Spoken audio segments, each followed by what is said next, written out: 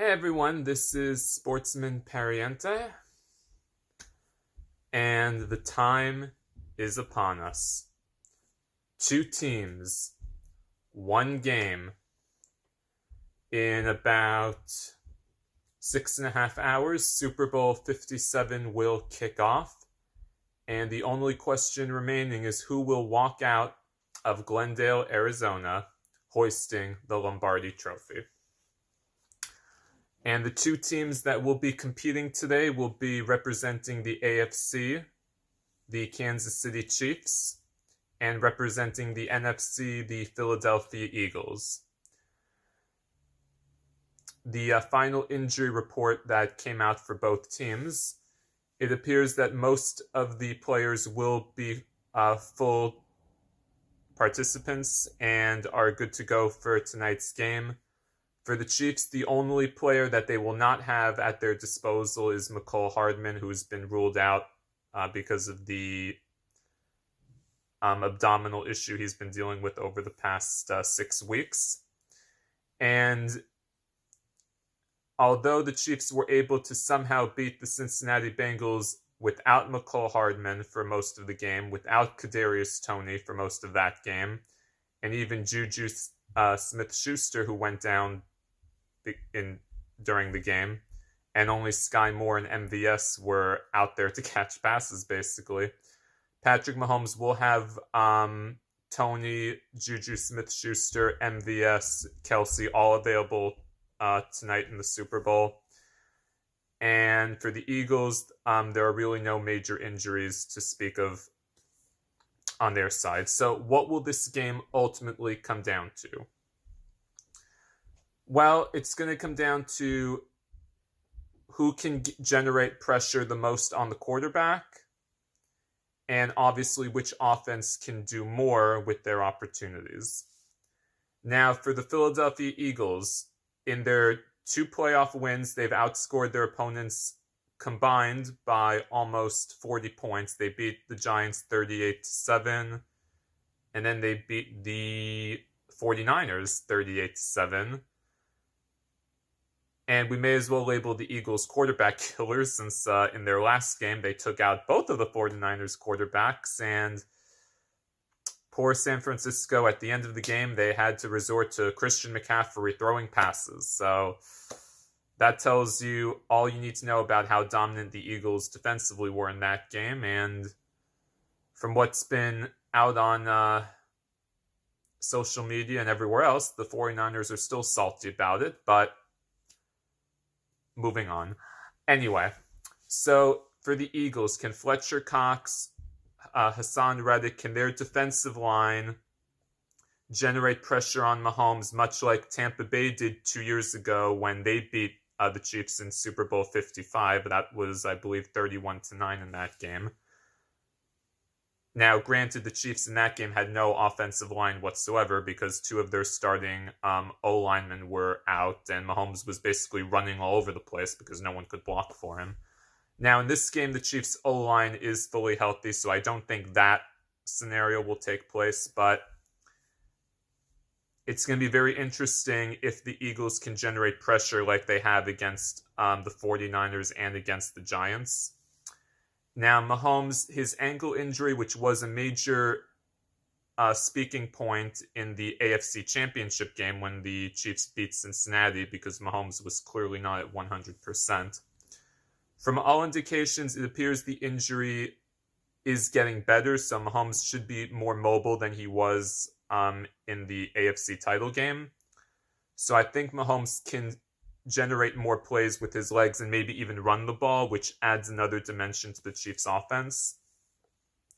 And certainly having Kelsey fully healthy, having Toney fully healthy, and having Juju fully healthy will definitely stretch out the Eagles defensively a lot more than obviously the 49ers game, because if both of your quarterbacks are hurt, there's really not much you can do to challenge the cornerbacks or the linebackers. So can the Chiefs exploit the Eagles' linebacking game, which is a little bit of their weak point? And can Juju and MVS make some plays against Darius Slay and the rest of the talented Eagles cornerbacks and safeties. And ultimately, can the Chiefs get their running game going? They really struggled against the Bengals. I think they had less than 25 yards rushing. So Isaiah Pacheco and Jerick McKinnon have to really do more to take some pressure off Patrick Mahomes. And from what I've heard, because Mecole Hardman was put on the IR, the Chiefs did activate, I believe, Clyde Edwards-Helaire from the IR, so he will be available in this game. We'll see how much he can contribute. But if the Chiefs can get the running game going, they can also keep the Eagles' offense off the field and really put more pressure on the Philadelphia defense. Now we go to the Eagles side of the ball on the offensive side. And Philadelphia, for the most part, offensively, we've seen what they've done throughout this whole year. Jalen Hurts has been phenomenal. A.J. Brown, Devontae Smith, Dallas Goedert. I mean, the amount of weapons they have on that side of the ball. And then you factor in Miles Sanders, Kenneth Gainwell, Boston Scott, etc. And you have an O-line with Philadelphia that might be one of the best in the NFL. They really keep Jalen Hurts upright. He doesn't deal with too much pressure, and he's able to make a lot of plays throwing the ball and obviously on the ground with his legs, as we've seen throughout this year. But for the Chiefs, can they do what they did against the Bengals? Chris Jones was able to really get Joe Burrow on the ground, pressure him a lot. That may have been his best game as a Chief. So can Chris Jones, Frank Clark, and the Chiefs' defensive line, can they generate pressure on Hurts? And can Hurts, who's still dealing with that shoulder issue he had since the roughly end of the regular season, can he generate the deep balls down the field to AJ, to Devontae Smith? Because he has been struggling a little bit. Even in the Niners game and even in the Giants game, he had some trouble. He wasn't able to really get the ball 15, 20 yards down the field, and he did miss some throws. He overthrew A.J. Brown on a couple of occasions in the Niners game, and a little bit, I think, in the Giants game, there were some missed throws there as well. But that could be very interesting. And the Eagles also have to do what they did against the Giants. I think they had over 100 yards on the ground in that game. And if you can generate a good running game in this game, you keep Patrick Mahomes and the Chiefs' offense off the field and you limit their offensive possessions. Because in a game like this with two very talented offenses, you have to find ways to limit their opportunities as much as possible, whether it be by controlling clock, generating turnovers, etc. Now, the Chiefs, Ladarius Sneed, who had a concussion, suffered during the Bengals game as well. It appears he will be good to go today.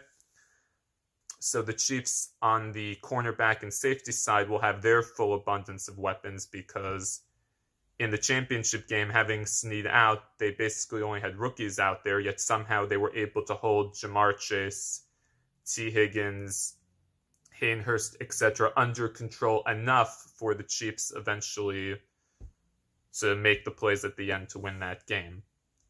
So can the Chiefs defense do what they kind of did, generate pressure much like they did against Burrow? Can they get Hurts to maybe panic, make some mistakes, force him into turnovers? Because that might be one of the few ways they can really stop Philadelphia on the offensive side, especially if Philadelphia can get Jalen Hurts going in the running game, which then opens up even more options for the Philadelphia offense. So that's that point. And then you get to Andy Reid. This is Andy Reid's fourth Super Bowl as a head coach, 3 with the Chiefs, obviously the one he had with Philadelphia. Andy Reid spent 14 years coaching the Philadelphia Eagles, took them to Super Bowl 39, as we know. Ironically, when he came to Kansas City, one of the people he had to let go from the Chiefs staff when he came in was Nick Sirianni, who is now currently, of course, the head coach with the Philadelphia Eagles. So It's really amazing how this goes, right? And if it weren't for Andy Reid convincing Jeffrey Loria, the Eagles owner, to hire Doug Peterson a few years ago, do the Eagles win in Super Bowl 52? Who knows? But can Andy Reid stay, I would say, patient with the running game? Because sometimes in playoff losses, he kind of gets away from the running game because it's not going well, and then he has either Donovan McNabb or, in this case, Patrick Mahomes. Okay, we're going to throw the ball 40, 50 times down the field. That came back to hurt them in Super Bowl 55 when really the Chiefs had no O-line to protect Mahomes, and he had to throw the ball, X amount of times down the field because the Chiefs were falling behind by 10, 15, eventually 20 points, and they just couldn't get anything going. So can Andy Reid stay patient with that end of things, and can Eric Bieniemy call a good game, which he probably will? Now, with Nick Sirianni, what's going to be interesting is his reputation around the league. A lot of players outside of Philadelphia do not like him, mainly because of his arrogance, but if you win 14 games, you can be as arrogant as you want. I don't really care. But one thing with Nick Sirianni that he does a lot is he takes a lot of risks on fourth down situations. He likes to kind of push the envelope, much like what Doug Peterson did for the Eagles and is now doing with Jacksonville. So it could be interesting to see if this game comes down to maybe Nick Sirianni taking too many risks and maybe trying to push the envelope when he doesn't have to. Maybe he'll go for it on a couple of fourth downs, maybe when field goals would suffice. He is a little bit of a risk taker, and that could be very interesting in a game like this if Sirianni decides to push the envelope and maybe not take points that are out there and try to take chances. That can hurt Philadelphia possibly down the line in this game. It's going to be very interesting to see how this game obviously plays out. You've got, in my opinion, two of the best offenses in the league. The Eagles obviously have maybe a top 5 defense. The Chiefs' defense is kind of mid, but it's not terrible either. So ultimately, how will it play out? So my prediction is that if you look at the long-term ramifications and what this game means for Patrick Mahomes, if he wins this game, this will be his second Super Bowl, which would tie him with Peyton Manning and Ben Roethlisberger. If obviously Philadelphia wins, this would be their second also Super Bowl in the last 5 years, going back to their win in Super Bowl 52. And there's a lot on the line for Andy Reid, because if he wins this game, I think any asterisks that are kind of attached to Andy Reid, because, for the longest time it was, Andy Reid can't win in the playoffs, he can't win the big game. 3 years ago, he was able to get over that hump by winning in Super Bowl 54. And I think another win here would really, cement his legacy as one of the best coaches in the NFL. And I truly believe Andy Reid is one of the great coaches in the NFL. I couldn't stand him when he was coaching the Eagles, but as a Giants fan, I think that's understandable.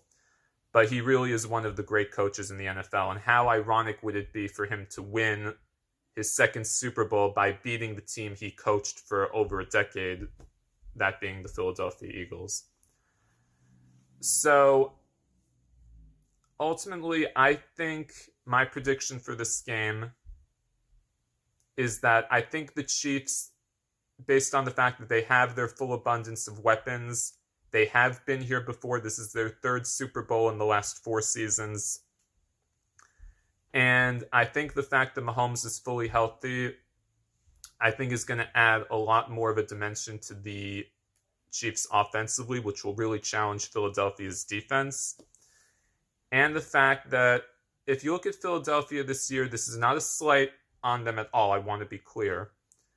But if you look at the teams that they've had to beat this year, they beat the 49ers 2 weeks ago by taking out 2 of their quarterbacks, and the 49ers were reduced to, having Christian McCaffrey basically throw the ball. And outside of the Giants, really, and maybe Dallas, the Eagles haven't beaten a lot of high-quality teams this year, if you look at their season schedule. Now, you look at the Chiefs and who they've had to play this year. They've had to go head-to-head with Cincinnati twice. They had that game against Buffalo earlier this year. They've played some tough games against San Francisco and some of the other top teams in the NFC. So I think they're more battle-tested, in my opinion. So my prediction for this game will be Kansas City 27, Philadelphia 20. So that's my take on Super Bowl 57. Please continue to subscribe to my channel, Pariente G. And let's hope that we have another great Super Bowl, much like last year's game, which came right down to the wire. So to all the Chiefs and Eagles fans, I wish you the best of luck today, and may the odds be ever in your favor.